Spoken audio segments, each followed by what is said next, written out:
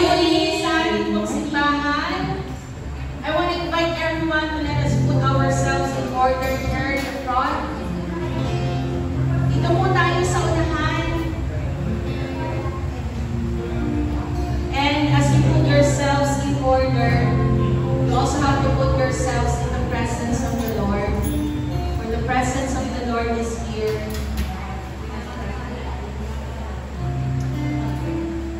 Why don't you stand and let us all worship the Lord. Today in our devotion, Paul admonished the Christian believers in Rome, wherein they have to walk properly in the presence of the Lord. And yun po yung calling din natin. Yun yung reminder sa atin ng ating Panginoon sa araw-araw ng ating buhay, to walk properly in the presence of the Lord. And how are we going to do that? Let us, sabi doon sa verse 12, let us put Jesus as if He is our clothing. Kung paano tayo nananamit sa araw-araw, nagpapalit ng damit, let us also put on Jesus, His principles, His Spirit, sa ating mga buhay. So as we sing today, ask the Holy Spirit to fill you, because He is here, ready to minister to every one of us.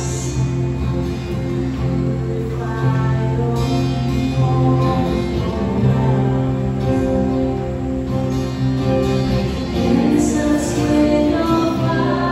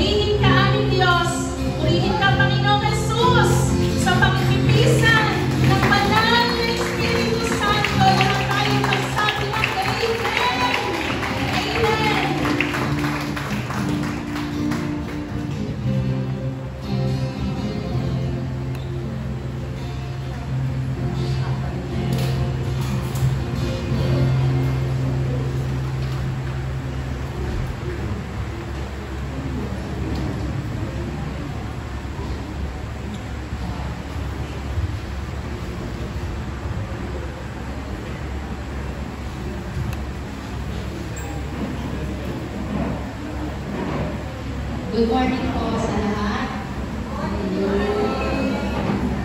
Bago po ako share ng aking devotion, ako po muna ay mananalangin, samahan niyo po ako. Hallelujah, Lord. Hallelujah, Jesus. Dakilang Diyos, mapagpala namin ang Panginoon. Maraming salamat po sa opportunity, Panginoon, na pinagkaloob po sa akin sa aming mundo. Samahan mo po ako, Panginoon, sa paghahayag ng iyong mga salita. Buksan mo po, Panginoon, ang puso't isipan namin, Panginoon, upang ang mga salita na mahahayag ngayong umaga, Panginoon, ay maging aral at maging kapakipakinabang sa amin, sa bawat isa sa amin. Salamat po, Panginoon, samahan mo po ako, Panginoon, ikaw yung maitaas sa aking buhay, ikaw yung maihayag ngayong umaga ito, Panginoon. Dalangin ko po ang pagsama mo sa akin, Ina. Maraming salamat po, Panginoon, pinupuri kita, at pinapasalamatan kita sa aming buhay. Salamat po, ito ang aking dalangin. Sa tanging pangalan ni Jesus. Amen. Amen. Ang devotion ko po today ay yung sa Roman 13, verse 1 to 4. Sabi po sa verse 1, ang bawat tao ay dapat pasakop sa mga pinuno ng pamahalaan, sapagkat walang pamahalaan hindi mula sa Diyos, at ang mga pamahalaan ay tinalaga ng Diyos. Ang puntos ko po dito ay tayo ay magpasakop. Sinabi or inutos ng ating Panginoon na tayo ay magpasakop sa mga pinuno ng pamahalaan dahil sila yung mga itinalaga ng ating Panginoon upang tayo maging maayos at karapat-dapat sa ating lipunan. Katulad din po ng mga leaders ng church, dapat tayo magpasakop sa kanila dahil sila ang inatasan ng ating Diyos upang tayo ay pangalagaan at upang lumago tayo sa buhay spiritual. Sa akin po, sa aking sarili, kung ako po ay hindi po nagpasakop sa aking leader, malamang wala po ako ngayon dito sa inyong harapan. Kasi po, sa totoo lang po, ako po din ay merong katigasan ng ulo. Dahil noon po hindi po talaga ako sumusunod dahil natatakot po ako at ako ay nahihiya. Nahihiya akong mag-share ng Word of God dahil noon pa man, sa encounter pa lang po, ayoko talaga umaten ng encounter God retreat kasi nga po ayoko mag-Bible study. Dahil nahihiya nga po ako. Pero habang tumatagal, tinuturuan po ako ni Lord na humarap sa mga tao at natuto po akong humarap. Dahil ako po ay nagpasakop sa Panginoon at nagpasakop po ako sa aking leader. Ang leader ko po noon ay si Sister Orpica. Siya po ang humahawak sa akin noon at nagtiyaga sa akin. Kaya tayo po, magpasakop po tayo, lalo-lalo na po sa mga leader natin. Kasi sila po ay binigay sa atin ng Panginoon upang tayo ay pangalagaan. At yung buhay spiritual natin ay lalong lumago. Dahil tayo po, alam naman natin po sa ating sarili, na kung wala po ang ating Panginoon sa buhay natin, wala po tayong magagawa. Dito po naman sa verse 2, kaya nga, ang lumalaban sa pamahalaan ay lumalaban sa itinalaga ng Diyos at sila'y nararapat na parusahan. Ang points po na kinuha ko dito ay kaparusahan. Kapag tayo ay lumaban sa pamahalaan at lumabag tayo sa batas, tayo po ay parurusahan ayon sa ating paglabag. Katulad po sa komunidad at pamahalaan, mayroon po yung mga batas. Sabi dito, sumunod sa batas at alituntunin ng gobyerno hanggat hindi ito laban sa Diyos. Halimbawa po, pagrespeto sa trapiko. Kung hindi po tayo susunod sa batas trapiko, malamang namin magkakaroon po tayo ng parusa. Ano po ba yung makukuha natin tatanggap na parusa kapag tayo ay lumabag sa traffic? Di ba minsan nag-overtake, tapos nakasabi ka dahil nag-overtake ka, siyempre, hihingan ka ng lisensya, titikitan ka, tapos pagtubos mo ng lisensya mo, malaki ang ibabayad mo. Ayun po yung makukuha natin parusa kapag tayo po ay lumabag sa ating pamahalaan. Kung ano man po yung kanilang mga pinatutupad. Dito po sa ating church, meron din pong mga batas na dapat natin sundin. Kapag ang pastor at leader natin ay ihinuto sa atin, dapat natin itong sundin. Dahil sila ang inatasan ng Diyos upang tayo alagaan para sa kalalagaw ng buhay buhay spiritual natin. Ano po ba yung mga batas na iniutos po sa atin sa ating church? Una, tayo po ay a-attend kung ano man po yung mga activities na inaata sa atin. Kunyari, sa mentoring, tayo po ay a-attend. Sa mga cell group, tayo po ay pupunta sa cell group natin. Marami pa tayong dapat sundin sa mga inutos sa atin ng mga elders natin. Kasi ako minsan, hindi rin po ako nakakasunod. Pero alam niyo po ba, sa hindi ko pagsunod, nakakaranas po ako ng pitik. Buti nga ako pitik lang ang binibigyan ni Lord. Pag pinitik niya ako, naaalala ko, nare-remind ni Lord sa akin na, kasi anak, hindi ka nagpunta. Kaya minsan, pagka meron po yung gathering, uma-attend na po ako kasi nga, naalala ko, baka mapitik na naman ako ni Lord. Ayoko po kahit kasi pitik lang, masakit eh. Napakahirap, masakit mapitik. Tapos, dito po sa verse 3, ang mga pinuno ay hindi dapat katakutan ng taong gumagawa ng mabuti. Gumagawa lang ng masama ang dapat matakot sa mga namumuno. Gumawa ka ng mabuti at pararangalan ka. Yung point number 3, huwag tayong matakot. Kung ginagawa po natin ay laging mabuti, ano po ang dapat natin ikatakot? Ang sabi po sa verse 3, kung ayaw mong matakot, gumawa ka ng mabuti at pararangalan ka. Kung tayo po ay tunay na nasa Panginoon, makakagawa pa po tayo ng masama. Di ba hindi na po tayo makakagawa? Kasi yung Holy Spirit ang magkocontrol sa atin upang hindi tayo makagawa ng masama. Naranasan niyo po ba yun? Na minsan ay nakapag-isip kayo ng masama pero hindi niyo po itinuloy. Kasi nandun yung kinukonvict ka ng Holy Spirit na anak, huwag mong gawin yan. Kasi mapapahamak ka. Hindi lang ikaw pati aba mo. Diba? Kaya dapat, kung tayo nasa Panginoon, hindi tayo makakagawa ng mabuti at wala tayong dapat katakot. Kaya hindi tayo makakagawa ng masama at wala tayong dapat katakot. Sabi nga po dito na ang tao kapag nakita kang gumawa ng mabuti, binibigyan ka ng parangal. How much more po ang Lord? Lahat po kaya niyang ibigay sa atin. Ito po yung aking conclusion. Ang pagpapasakop sa mga namumuno ayon sa Romans 13:1 ay hindi lamang respeto sa kanila, kundi pagkilala na ang Diyos ang tunay na may hawak ng pamahalaan at kapangyarihan. Yung challenge ko, lagi po tayong sumunod at magpasakop nang sa ganoon ay pakita po natin ang respeto at paggalang sa mga namumuno sa atin at higit sa lahat sa ating Panginoon. Ayun lang po yung devotion ko. God bless.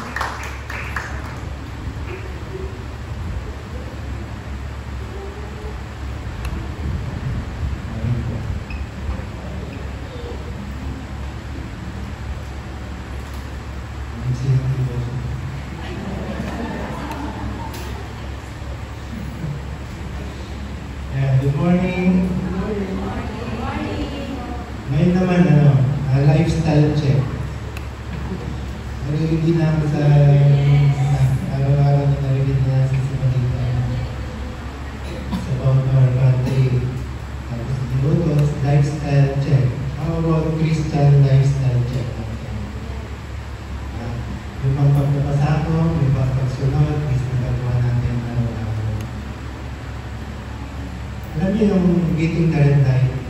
Number 3, number 3. Nag-green, tapos nag-break na. Lumulusot pa. Kasi pagsunod o pagsuway?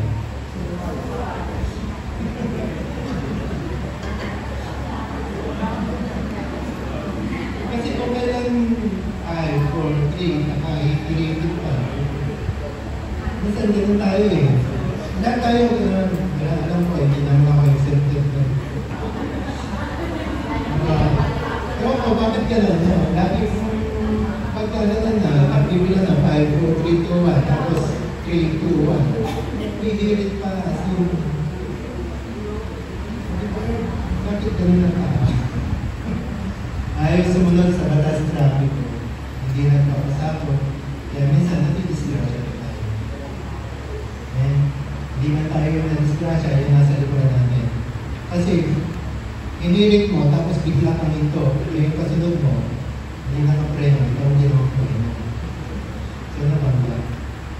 So, napakahirap sa buhay natin as a Christian, lagi po natin tandaan na pag hindi tayo sumusunod sa mga batas ng pamahalaan, isa lang po yung hindi natin sinusunod ng ating Panginoon Diyos.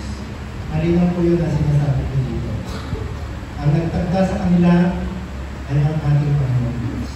Walang ibang nagtalaga sa kanila kundi ang ating Panginoon Diyos. So minsan, it is a reminder din sa atin na ang pagiging lifestyle check na naman. Lifestyle check. Napaka-importante po yun.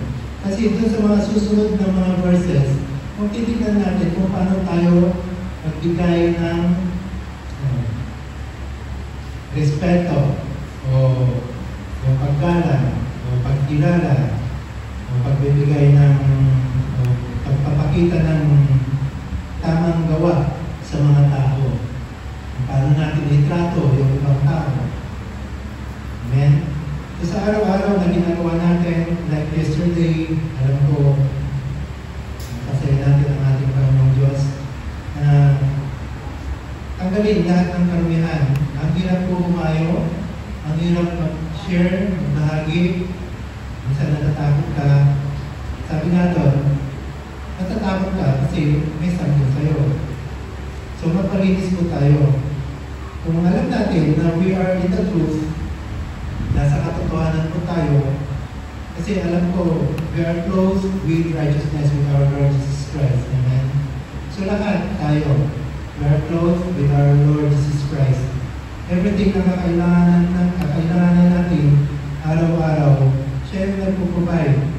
Yung bawat salita, bawat gesture, bawat isipin natin, sabihin natin sa ibang tao, that is from our God. Amen? At doon sa pagsunod na yun, doon sa paggawa ng mabuti para sa ibang tao, sumusunod tayo doon sa pangalawang kautusan ng ating Panginoon Diyos. Mahalin natin yung ating kapwa. Amen? So pag hindi tayo sumunod sa batas trapiko, is that mahal natin yung kapwa natin? Diba po, hindi? Pag hindi tayo nagbayad ng quiz, napakataas na ngayon, eh mga nag-work, okay sa kanila kasi automatic ang kita. Ano naman yung may mga negosyo? Meron pa kayong mga master of corporate sa mga negosyo niyo? So yun po yun. Napakalinaw po dito na sinasabi na yung pagsunod at pagpapasakop sa pamahalaan is katulad din, sabi nga ni Sapronis 13, yung pagsunod natin sa ating pastor. In a short message, ito, laging tama sa akin. In a short message, kapag may pinapagawang church, hintayin natin, pag wala sumagot, si pastor ang sasagot. Tama tayo lahat. Bullseye. Diba? Ginagawa natin ito para sa Panginoon. Amen? So lahat po tayo lights, kailangan sumunod na magmasakot. Kailangan natin gumawa ng mabuti. Kasi may sabi daw, bakit ka matatakot? Kasi may something sa'yo. Either may nagawa ka mali, o may isip ka mali. So, kapalinis ko tayo para kasi sa ating na yun. Amen? So, napaka-importante sa bawat ginagawa natin araw-araw ng ating buhay. Naisipin natin, is this kalooban ng ating Panginoon Diyos? If it is, then go for it. Huwag tayo matakot. Be bold. Para ipahayag yung kanyang kaputihan, ipahayag ang katotohanan, ipahayag sa kanila yung salvation sa bawat tao. Amen. Sa bawat nakakasalamuhan natin araw-araw, alam ko, hindi yan nagkataon lang. Ang Diyos mismo ang naglalapit sa atin para sila ay makaagay. kanyang kabutihan. Amen? In everything na ginagawa natin, is for our God. Ano po? Napakabuti niya kasi it is a good reminder sa atin na gumawa tayo ng mabuti sa lahat ng pagkakataon. Ano po yung nakita ko na gumawa tayo ng mabuti sa lahat ng pagkakataon. Pagsunod, hindi lang sa tayo sumusunod. We are obeying. Napaka-importante ng obedience sa ating Panginoon. Napaka-importante. Para hindi tayo mabuti. Ano ba? Okay, sa mga tatayo po. Yan, Sister RJ, sa mga Sister Tina, yung devotion po. Tapos, call to order. Sister Isaac. Scripture reading.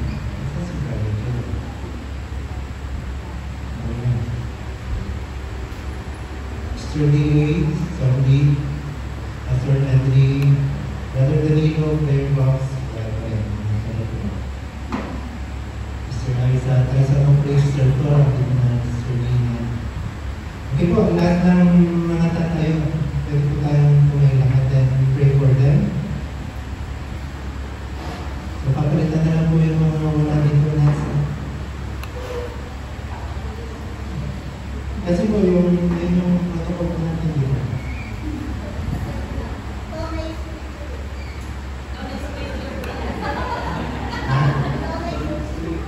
Ako na lahat. Ito prayer box na lang. Everybody. Ayun. Scripture reading. Sige po, ako na lang. Sige po, let's pray for them. Tayo po natin yung ngayon. Tayo po natin yung mga pagay natin sa kanila. Hallelujah. Pagkilang Diyos, salamat po sa inyong kabutihan sa amin sa araw-araw. Panginoon Diyos, lalo na sa araw na ito, kayo po ang nagkakda ng araw na ito upang ang bawat isa ay inyong pagpapalain. Salamat po sa bawat kalakasan, maging sa proteksyon, Panginoon Diyos, na kami ay biningatan nyo pagpunta rito.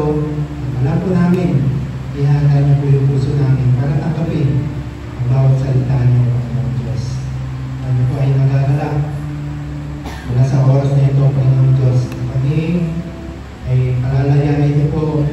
Kami ay palalakasin niyo po, Panginoon Diyos. Kami ay pagkakalingan niyo sa mga bagay na kung saan nagpapahirap sa amin. Upang sa gayon, malinis kami naaarap sa inyo, Panginoon Diyos, sa oras na ito. Sa lahat po ng mga report niyo na natayo, Panginoon Diyos, kayo po, O Diyos, ang mamuna sa kanila. Revelation, yung pagkakaroon sa kanila, lalo na sa aming mga pastor, nagkakabitin niyo po, Panginoon Diyos, na magkakaya na yung mayaman na salita na siyang tatanggapin natin, Panginoon Diyos. Salamat po sa buhay niya. Palakasin niyo po siya. Bigyan lagi ng marunungan, wisdom na nagpumula sa iyo, Panginoon Diyos. Sa lahat ng kanyang bibigkasin, alam po namin, ito'y magmamula po sa iyo.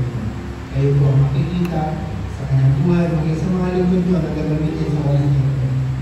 Wala po kayo lalampasan, Panginoon Diyos. Sasamahan niyo po sila, papangunahan niyo po sila, bibigyan ng boldness para ipahayag yung kabutihan niyo, yung kapangyarihan niyo, Panginoon Diyos, sa araw na ito. Salamat po, maging sa mga tao na ipapadala niyo, Panginoon Diyos, sa inyong bahay-sambahan, kayo po mag-ingat, tapos sila ay mapunta rito, Panginoon Diyos, ihanda niyo po ang kanilang mga puso, ang kanilang mga buhay, kung sa kayo matandang nila, ang nakingan ng pagpapala sa buhay ng bawat isa. Salamat po, Ama. Walang anumang galaw ng kaaway o pwedeng managig sa lugar ito, sa service na ito, sa pagdala namin. Ikaw, Panginoong Isus, ang sa sentro ng gawain na ito. At we are fighting, we are doing this from your victory, Panginoong Diyos. Salamat po, Panginoon. Ang Holy Spirit, kayo po ang mag-minister sa bawat isa. Tutuban niyo po ang bawat isa ng iyong kapangyarihan. Basta kayo ay pakita, Panginoong Diyos, na kayo ay dapat mabuti yung pag-ibig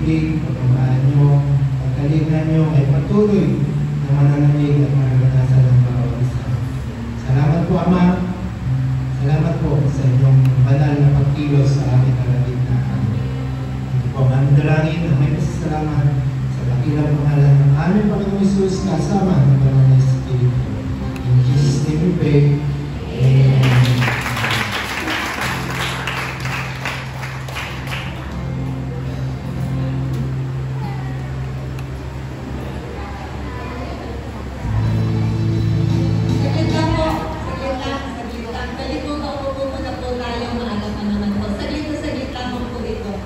Nakita ko lang kasi sa verse 5. Pati ano natin si Amplified Version. Para po every time na tayo po ay susunod, ay makita natin kung bakit tayo sumusunod. Ayan, sabay-sabay po natin basahin. Sa Tagalog po na, dito po sa ilalim. Sa Romans chapter 13 verse 5, 1, 2, 3.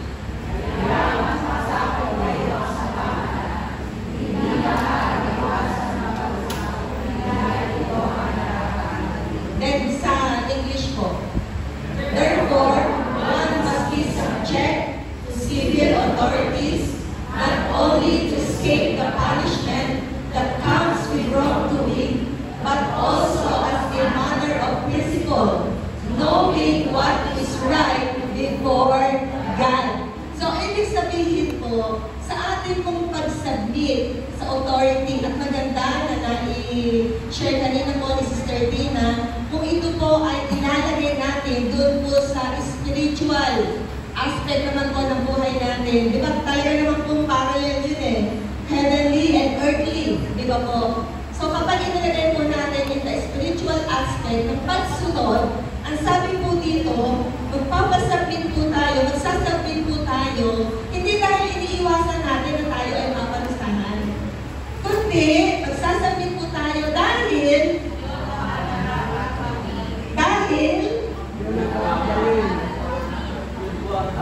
yun ang tama sa harapan ng Panginoong Diyos. Yun ay tama sa harapan ng Panginoong Diyos. At alam po natin kung paano natin malalaman na ito yung tama sa harapan ng Panginoong Diyos sa pamamagitan ng Sino yung pinadala ng ating Panginoong Jesus para magsabi sa atin, mag-connect sa atin, na gawin mo to dahil ito ang tama. Walang iba kung hindi ang banal na Espiritu. So whenever na meron pong pag-aalinlangan sa atin, susunod ba ako o hindi? Susunod ba ako o hindi? Susunod tayo ayon sa conviction ng banal na Espiritu. Dahil kapag sumunod po tayo, nagsabit po tayo ayon sa conviction ng banal na Espiritu, hindi po tayo magkakamali. At iyon po ay naaayon sa salita, naaayon sa kalooban ng ating pong Panginoong Diyos. So ngayon, itinatama po tayo ng Panginoon, nagsasabit po tayo sa authority, whether ito po ay authority here on earth or authority. Of course, may authority sa heaven, talagang susunod po tayo. Sumusunod po tayo. Not because hindi tayo o ayaw natin maparusahan, kundi sumusunod po tayo dahil yun po ay tama sa harapan ng ating pong Panginoong Diyos. So, palakpakan po natin ang ating Panginoon sa kanya pong nakasalita. Yun po yung ating pong nagiging principle. Yun po yung